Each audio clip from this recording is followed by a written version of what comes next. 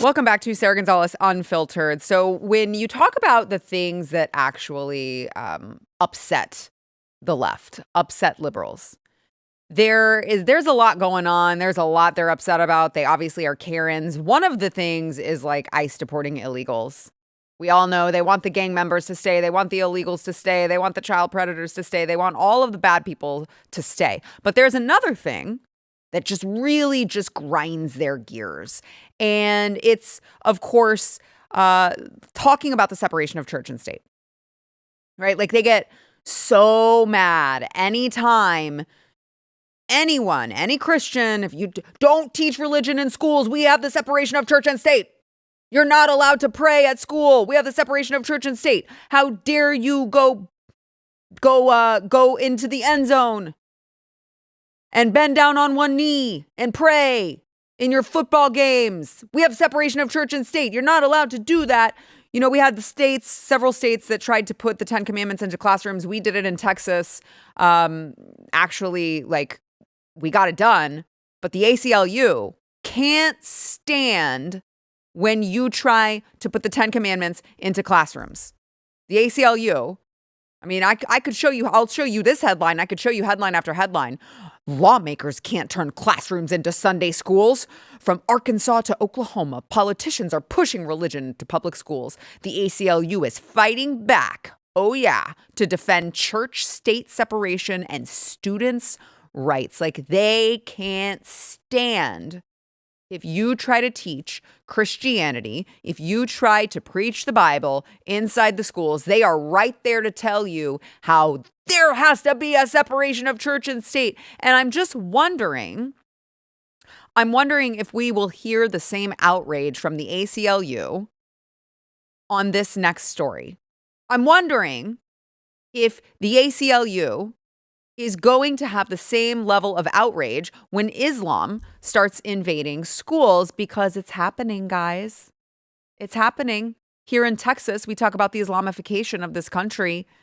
At Wiley East High School here in Texas, there were a bunch of people, apparently, handing out QURANS, HIJABS, and pamphlets in this neat little baggie, all on Sharia law.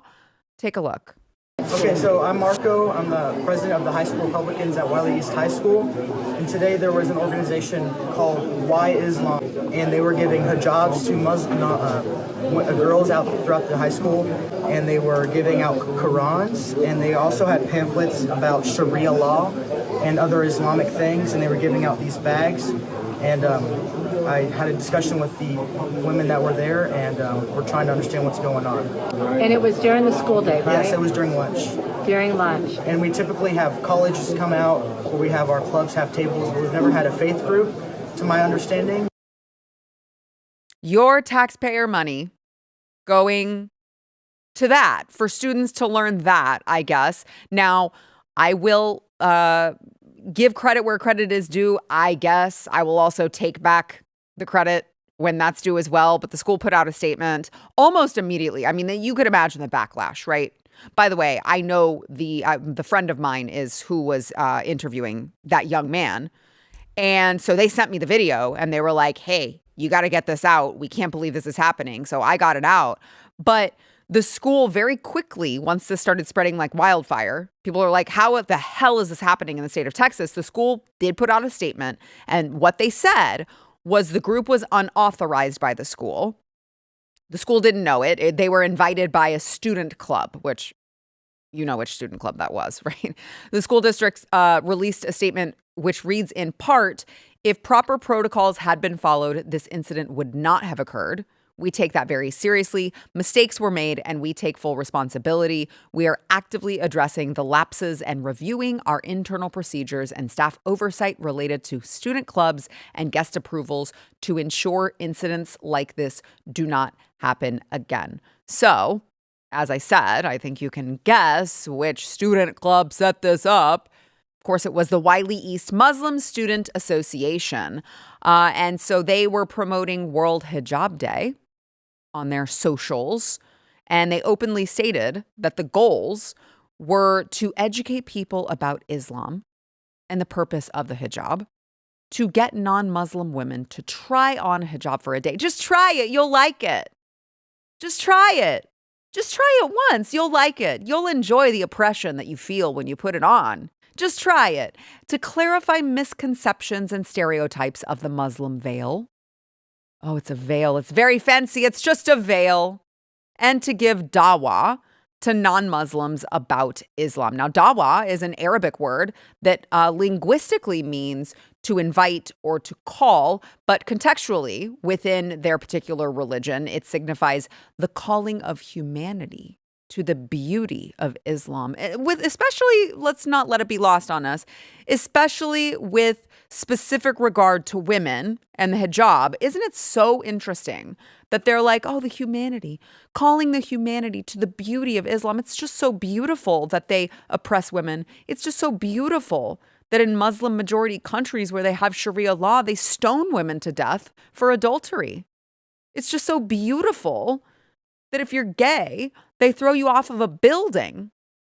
It's just so beautiful that they still have acid attacks in all of these Muslim majority countries where Islam is like their actual government. It's so beautiful that they have like honor killings.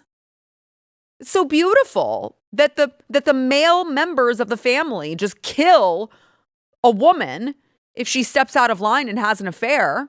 It's just so beautiful. That's the beauty of Islam. That's just the beauty of Islam. And they want more people to hear about it. Now, the curious thing about this particular high school is that it doesn't seem to be an isolated incident of promoting Sharia law on school grounds. And again, I would ask, is Christianity recognized to this particular level at Wiley East High School? I think we all know the answer to that question. They have daily prayer rooms. Do her prayer every day at 1:25. We're going to go ahead and accommodate you. So if it's time, you can just stop what you're doing at school, make your way over. Hey, freedom of religion, man. Freedom of religion. You got to have the prayer room. You got to pray 5 times a day. I mean, why not put it on the loudspeaker throughout the city at this point? You got to have it in the school. What do you want to be oppressive? Freedom of religion, man. Now, what's particularly interesting about this is that while the school, remember I said I'll give credit where credit is due, and then I'll take credit back a little bit if they're due that as well. The principal, I guess, obviously approved the statement that said, we don't know what happened. Well, there's the principal right there. Last year, the principal celebrated World Hijab Day by wearing a hijab herself. Yesterday, our MSA, Muslim Student Association, created an opportunity for everyone to experience the beauty of wearing a hijab on World Hijab Day. I loved this experience. Like, oh, okay, you mean to tell me that the principal who is going to virtue signal by I loved the experience. Like, well, I'm sorry, does it give you superpowers? What do you mean you loved the experience of putting a fabric on your head? Does it give you a high? Like, what do you mean you loved the experience? Clearly she's virtue signaling. So I have a hard time believing that same woman who had to post about it on social media, I love the experience of having silk fabric on my head, is the same one who was like, I have no idea what happened. They didn't go through the proper protocol. We will definitely not make this mistake again. I'm not backtracking because of the outrage that this caused. Like, I just have a hard time believing that the principal that did that is the same principal who, this was just an oopsies. It was just an oversight. It was just an error. It won't happen again. That doesn't track. Now, I'm sure the ACLU will get right on this, right? They're going to be very outraged that all of these Christian students had to deal with this. I'm sure they're going to be screaming about the separation of church and state. Like, don't hold your breath waiting for the ACLU to go file some lawsuit. But obviously, the greater issue at hand here is the issue that I always talk about. Sharia law, that's the whole plan. That's the goal for this country. It's in their holy books. It's in all of their religious texts. Go look it up. It's what they did every single time they went in to conquer. The entire goal, and that is why this is not a freedom of religion issue. Their particular religion is not just a religion, it is a form of governance. They need Sharia law to be the form of governance. That is what their religion calls for. That's why you can't treat this as a dumb freedom of religion issue. That's not what this is. They are saying the quiet parts out loud, and they have seen how all of the liberals have had such success with indoctrination of children in schools. They see they're producing all these little commies. Why don't we turn them into Muslim commies? Now, here are some other things that are happening in Texas. I will say there are some Republicans that are taking a stand, specifically the Sharia Free Caucus, which I'm about to show you a clip here.